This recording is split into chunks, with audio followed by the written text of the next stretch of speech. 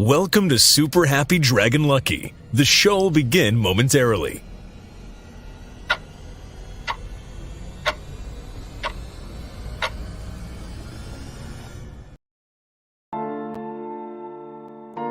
But why, some say, the moon? Why choose this as our goal? And they may well ask, why climb the highest mountain?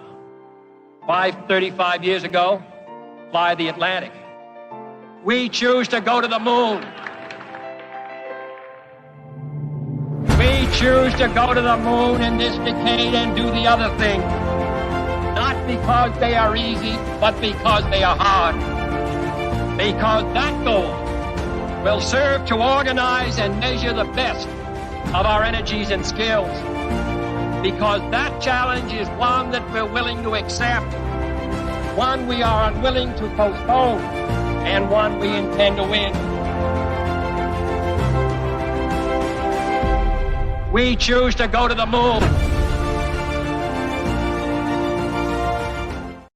Hello, welcome to Super Happy Dragon Lucky. This is episode B2, BITA2 is how it's pronounced, on 179th episode. And reminder, nothing on the show is financial advice, and do stay tuned after the updates for a full AMA. Okay, so first off, because we had the DAO vote, we no longer do number go up, or at least right now. We have current events, and there were none offered by the community this week. I think everybody's probably pretty busy with time off and the holidays, which is a good thing. So happy New Year. And let's see here. Next, we go to Dragonchain updates. So the Super Happy Dragon Lucky lot distribution for the Dragonchain layer last week created 424 lot. There was one question for 70 lot. There were 2 featured posts, each of which will receive 70 lot. The host received 70 lot, and Dragonchain 142 lot.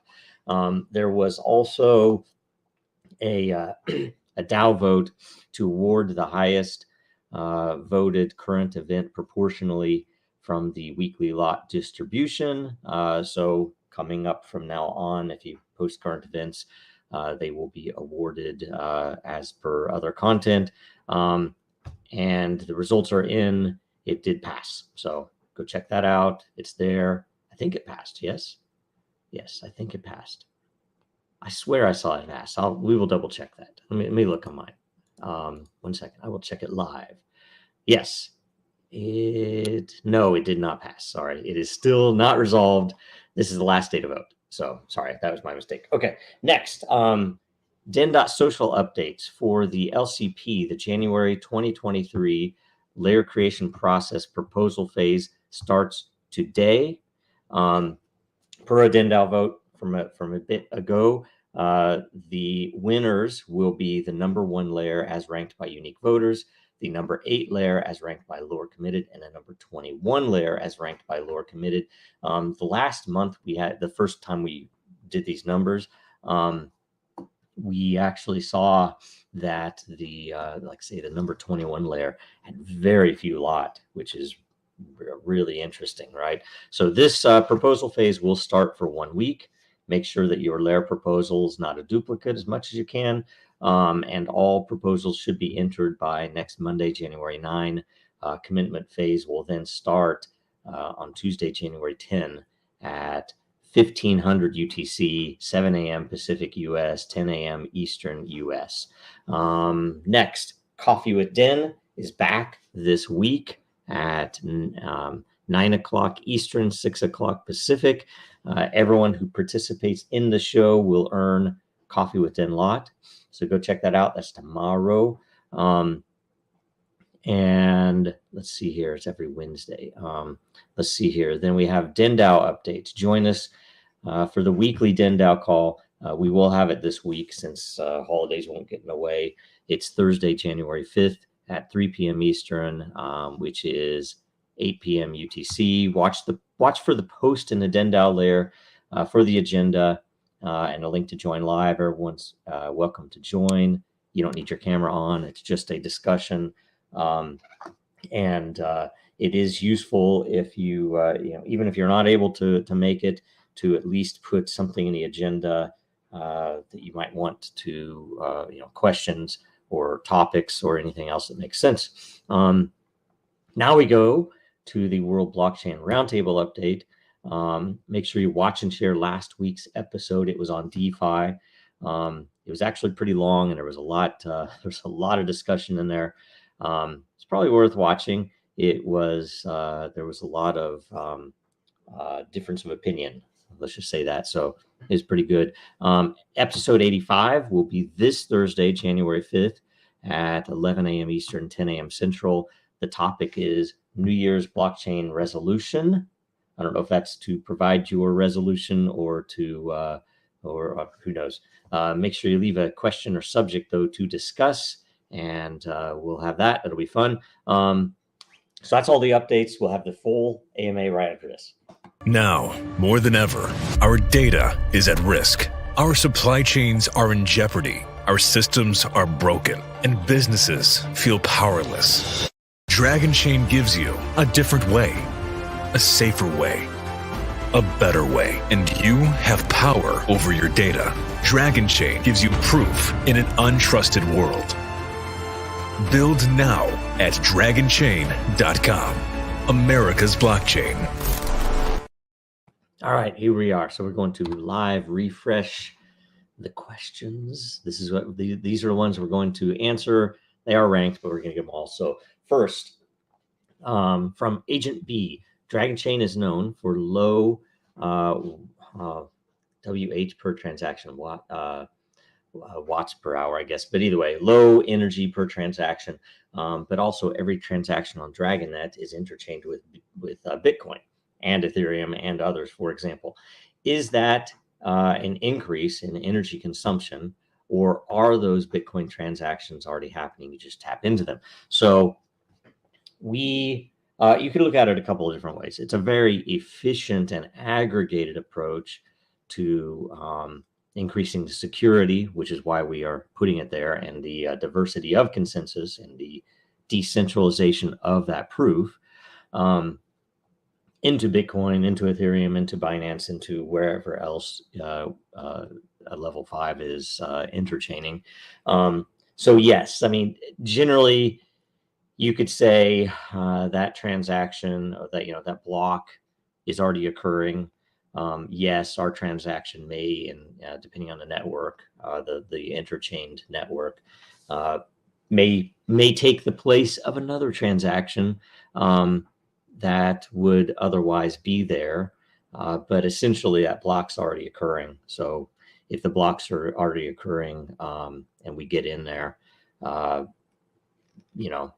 is obviously a little bit consumed. And we could also, if ever it made sense, if there was a desire to do so, you could decrease or slow the cadence of our interchaining with certain networks, which we already do that based on fees.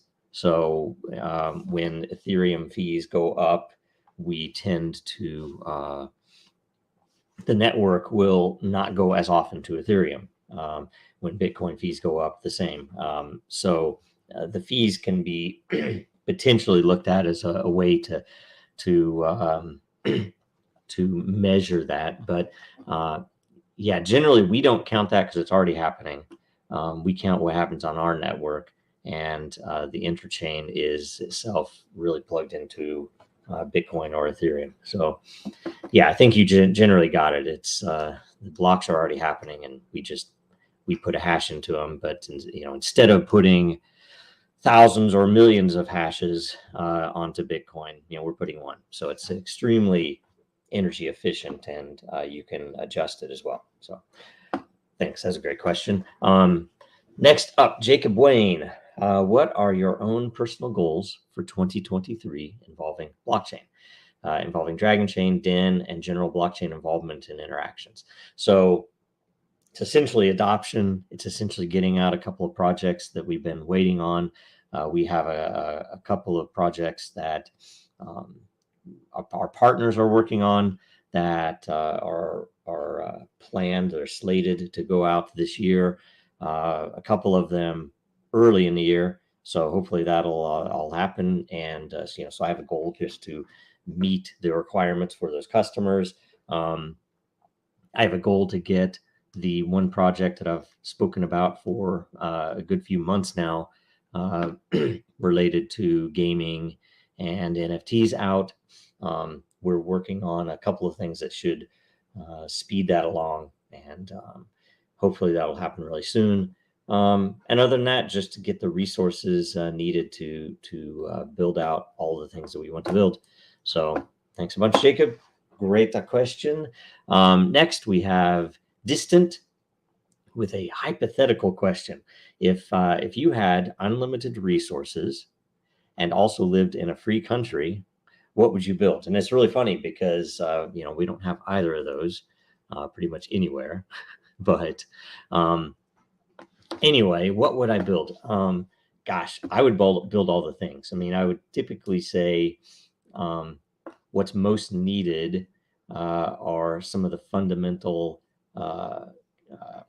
services that any system could use. And that's, we already have decentralized proof.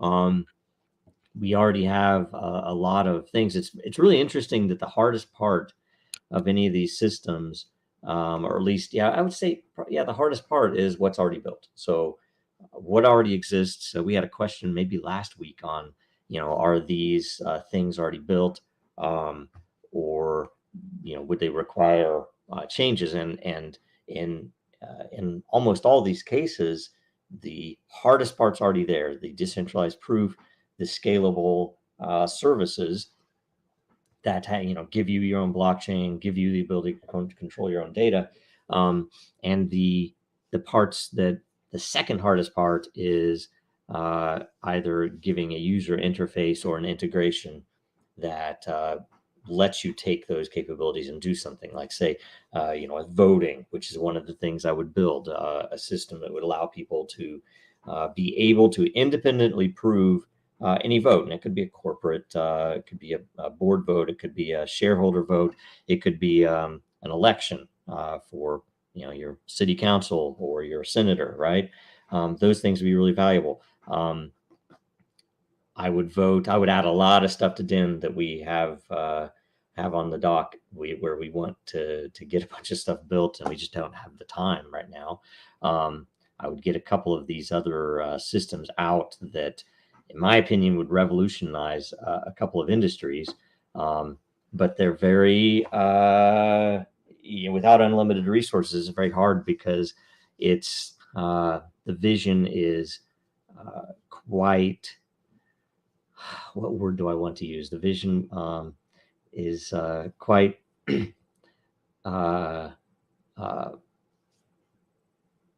abstract, right? That it's so departed from what people normally think of in the world as possible. And especially with blockchain, when they hear blockchain, they think, oh, it's pigeonholed, or it's this really weird tunnel vision that it's only for financial stuff. It's only for tokenization.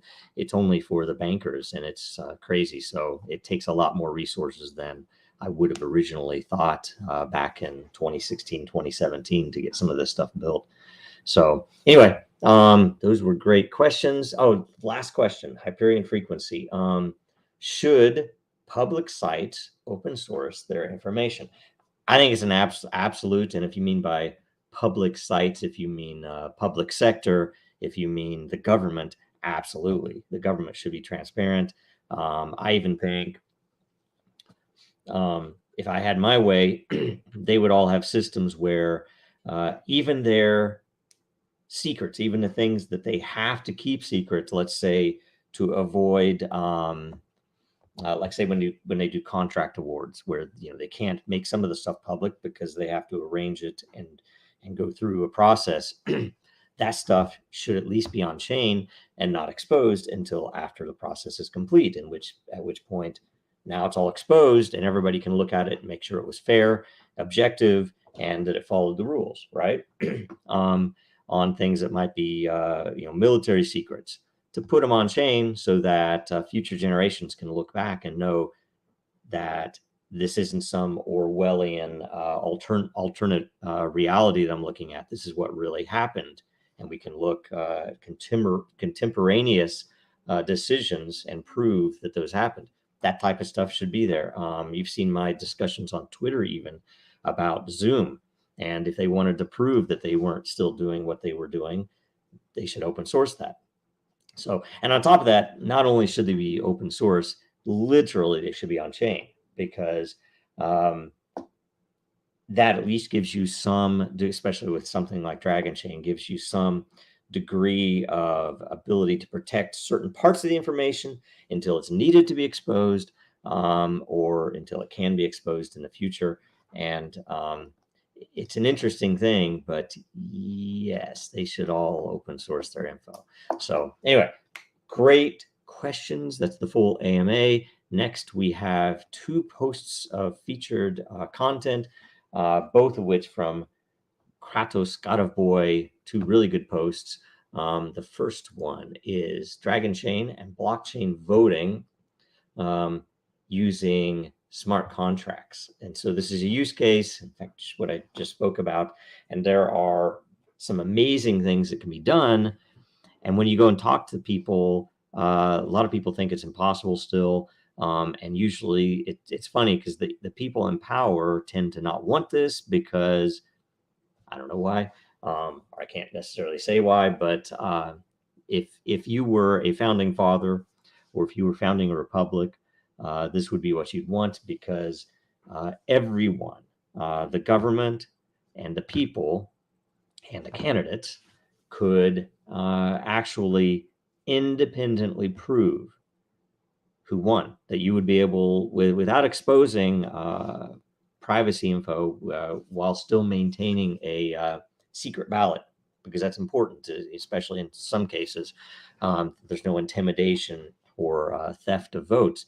But beyond even, there are even nice ways for pure democracy if you wanted to do a more efficient republic. I shouldn't say pure democracy. If you wanted to do a more efficient republic with the ability to proxy votes and say, look, you're my representative for everything except for these certain tech issues, which I want this person to vote for me. And then on certain other issues, because this is my expertise or because I'm particularly interested in a certain class of issues, I'm going to vote personally on these things. So it'd be a very clean way to do that, and the ability to maintain a secret ballot, but also allow anybody in the world to pull down the bundle and essentially verify that everyone was registered or met whatever the requirements are for a vote. And that everyone voted the way that the results show. So anyway, interesting stuff, really good. We have a few good posts on that also on the blog. So do look that up and ask us any questions on that if it makes sense. If you have any questions, or if you have anybody who might be interested, also share it. The next one, also Kratos God of Boy, thank you very much. We actually wondered if these were generated by the chatbot, the AI chatbot, and if you're modifying them or not. You don't have to tell us, but we wondered because it's interesting. So the next is Dragonchain and Decentralized Identity. And this is very key to the last subject on voting, that the way we look at decentralized identity is primarily to decentralize to the person, to the actual identity holder, that you can hold proof of certain factors. And some of them would be just verified by an independent party that I might trust. That's one way to do it, a KYC, more traditional. Or it might be that there's a way to measure that this person has met and exchanged information and essentially signed keys with a certain number of other people who also have a certain reputation. And we think that in the end is probably more valuable because not only are they signing each other's keys, having met each other, they're signing each other's biometrics. They're signing the results of biometrics matches, facial match, fingerprint, things like that. And and there's evidence. And then they are also signing potentially each other's provided factors. Hey, that I'm that I'm over a certain age, or that I have a certain color of eyes, and whatever else. And the other person who met me can sign those factors as well. And having that network of identity means that an institution or a company or another person can have a measurable, how do I say this, a measurable result when they look at a person's identity. So I can say, okay, I've never met this person one-on-one, but I can see all these other people have. I can see other economic factors tied to that identity. And now I can make a judgment call based upon what I'm doing. If I'm selling them a house or a car versus I'm selling them a coffee, right? So it's an interesting thing. Very, very interesting. So thanks a bunch. Those two great posts. And that's all of the AMA and featured content. So make note that you can get rewarded for featured content every week. So it's important. And we go straight to merch. So this month, mugs. Any mug, if you put in the coupon code Dragonchain-mugs, any mug is 10% off this week. Any of the mugs, there's a bunch of good ones in there. The Lithium Dragon one is awesome. It's probably my favorite one. And there's, of course, I think we need to make some new ones as well, but still very good. So that's everything. Make sure you watch us again here, Super Happy Dragon Lucky, next Tuesday at 11 a.m. Eastern, 4 p.m. UTC. Make sure you watch the World Blockchain Roundtable this Thursday at 11 Eastern, 4 p.m. UTC. Make sure you follow Dragonchain, Real Denizens, and Jojo Row on Twitter, LinkedIn, and Den, of course. And make sure you like, comment, and share. That's everything. Thanks a bunch. See you next week.